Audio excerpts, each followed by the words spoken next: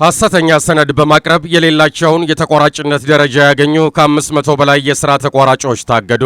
ሐሰተኛ ሰነድ በማቅረብ የሌላቸውን የተቋራጭነት ደረጃ ያገኙና ለፕሮጀክቶች መጓተት መንስኤ የሆኑ ከ500 በላይ የሥራ ተቋራጮች ታግደዋል። የኮንስትራክሽን ሚኒስቴር እንዳስታወቀው እነዚህ ተቋራጮች ከደረጃ 1 እስከ ደረጃ 4 ወስደው ሲሰሩ የነበሩ ናቸው። በኮንስትራክሽን ሚኒስቴር የኮንስትራክሽን ኢንዱስትሪ ልማትና ሬጉላቶሪ ቢሮ በዚህ ዓመት በመላው አገሪቱ የሚገኙና በተለይም ከደረጃ 1 እስከ ደረጃ 4 ያሉ 1622 ተቋራጮችን መረጃ አጣርቷል። ከዚህ ውስጥ ከ500 በላይ የሚሆኑት ሐሰተኛ ሰነድ ተጠቅመው እየሰሩ ያሉ አካላት መሆናቸው ነው የተደረሰበት። የቢሮ ኃላፊ ወይዘሮ ደስታ ሸዋሞላ በማይመጥናቸው ደረጃ የተቀመጡ ወይንም ከአቅማቸው በላይ ደረጃን በተጭበረበረ ሰነድ ወስደው ሲሰሩ የተገኙት 122 የሥራ ተቋራጮች መኖራቸውን ይናገራሉ። እነዚህ ተቋራጮችም በሌላቸው ማሽነሪና የሰው ኃይል ያላቸው በማስመሰል በትልልቅ ፕሮጀክቶች ላይ የሚሳተፉ ናቸው። 49 የሥራ ተቋራጮች ደግሞ ጭራሹኑ በሚኒስቴር መስሪያ ቤቱ ያልተመዘገቡ ነገር ግን ሐሰተኛ ሰነድ አዘጋጅተው የተሳተፉ ናቸው። በአንድ ማሽነሪ ብቻ ተደጋጋሚ ምዝገባ ያደረጉ 10 የሥራ ተቋራጮችም የማጣራቱ ግኝት ናቸው።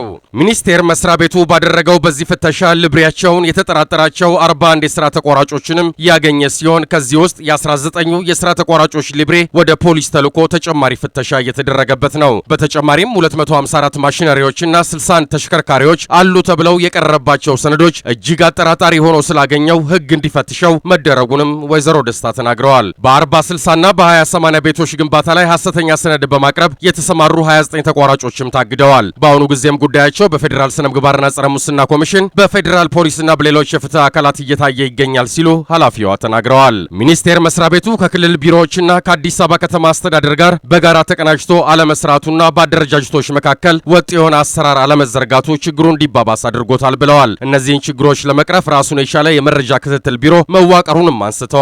እነዚህን ስራዎች ከቴክኖሎጂ ጋር በማቀናጀት በቀጣይ ችግሩ እንዲቀረፍ እየሰራን ነው ያሉት ኃላፊዋ በችግሩ እጃቸውን ያስገቡ ሰራተኞችም የህግ ተጠያቂነት የማይቀር እንደሆነም አስታውቀዋል ሲል ዘገባውን ያደረሰን ፋና ብሮድካስቲንግ ኮርፖሬት ነው።